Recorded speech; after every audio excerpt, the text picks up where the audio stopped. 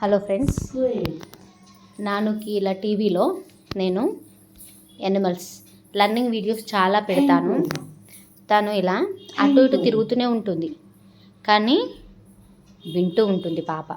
ఇలా పిల్లలు చూడట్లేదు, వినట్లేదు కావచ్చు అని మనం అనుకుంటాం, కానీ వాళ్ళు వింటారండి.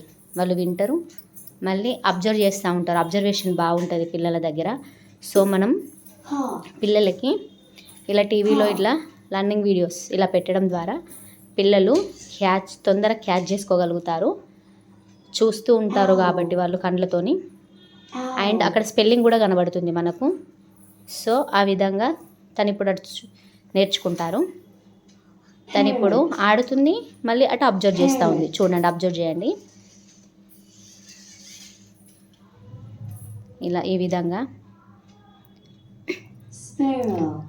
ప్రతి ఒక్క చూడండి, స్పారో అని కూడా ఉంది. ఇలా ఈ విధంగా ప్రతి దాంట్లో ఎలా వీలైతే అలా ఇలా మనం పిల్లలకి లర్నింగ్ చేయించడం ద్వారా పిల్లలు ఎంతో కొంత నేర్చుకుంటూ ఉంటారండి. ఇలా ఎప్పుడు ఏదో ఒకటి నేర్పించడం ద్వారా వాళ్ళ బ్రెయిన్ కూడా షార్ప్ అవుతుంది. ఈ నా ప్రయత్నంలో నా బిడ్డ ఎలా లర్నింగ్ చేస్తుంది, తన లైఫ్లో ఏ విధంగా ముందుకెళ్తుందో చూద్దామండి. నాతో పాటు నా బిడ్డ, మాతో పాటు మీరు నా బిడ్డకి బ్లెస్సింగ్స్ ఇస్తూ మమ్మల్ని ముందుకు నడిపించడంలో సహకరిస్తారని కోరుకుంటున్నానండి. థ్యాంక్ యూ అండి.